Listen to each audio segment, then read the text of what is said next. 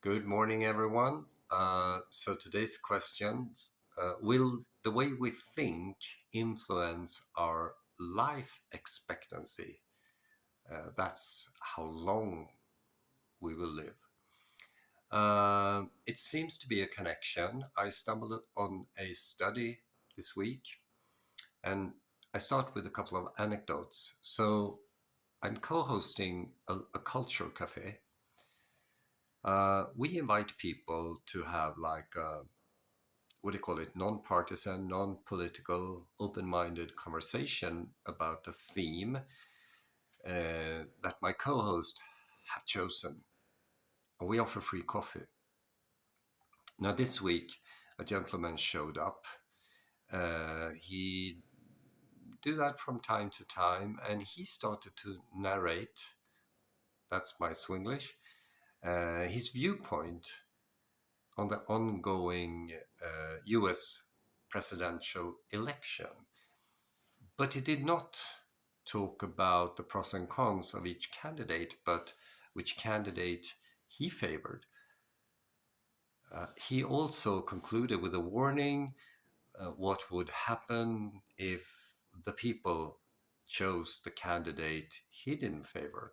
Now, that kind of doomsaying actually triggers something called negativity bias among us unlucky on the receiving end, so to speak.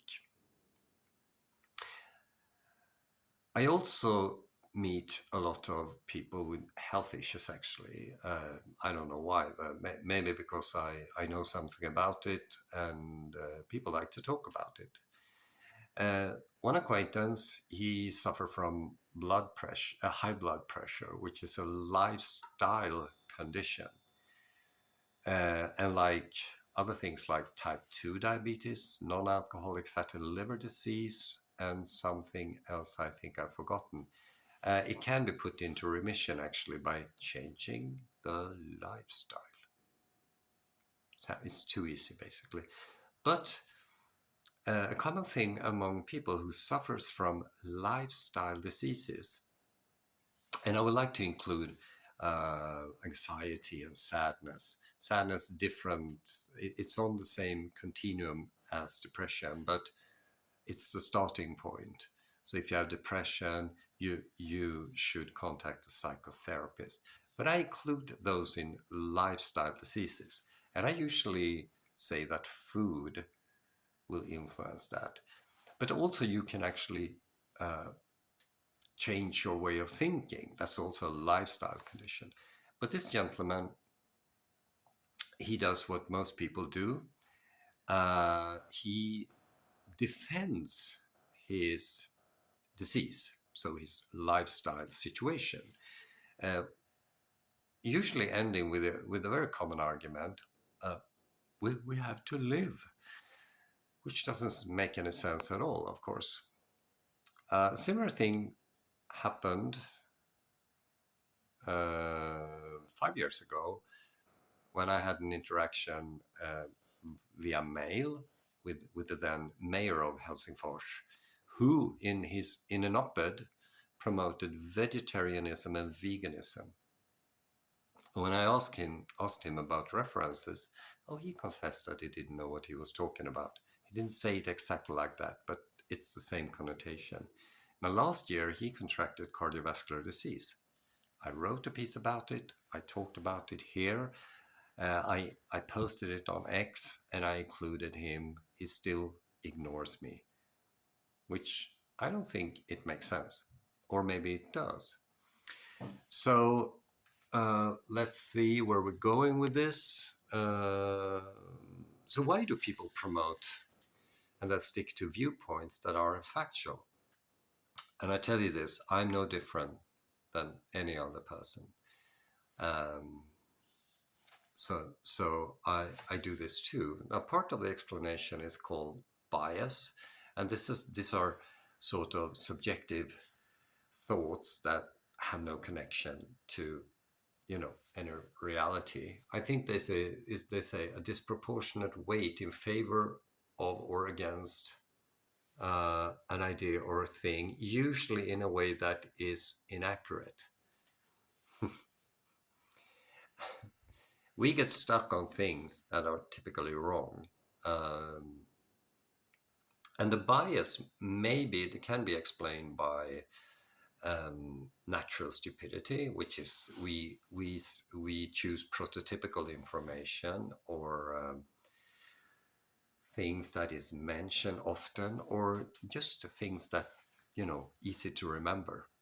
The first thing we have in mind, so to speak, or dysrationalia, which I think is very similar, and that's the inability to think in a rational way despite having adequate intelligence.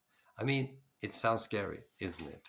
We have the capacity, but we don't use it for no good reason. So, after jumping to conclusion, a political stance or fictional viewpoint about health may turn into a belief. So, when, when, when we're biased long enough, we start to believe this stuff, and it may turn into a conviction. You can read all about that. I put all the definitions in there. Um, Now, usually these viewpoints are seasoned with negativity bias, the stuff I mentioned earlier. And that leads to another question. Does thinking have other implication? And now we get back to this study, which I stumbled upon. And what they did in the 1970s, they selected people over 50. Everything was normal. They were middle class, very typical people. Long story short, it's a method section. I don't delve into that. You have to read it yourself. But the results support the hypothesis. Those with more positive aging self perception at baseline live longer after relevant factors are controlled for. And the difference is staggering, 7.5 years. Positive thinking, by positive thinking. I hope I interpret this correct, but please read it yourself to get you know to get your interpretation.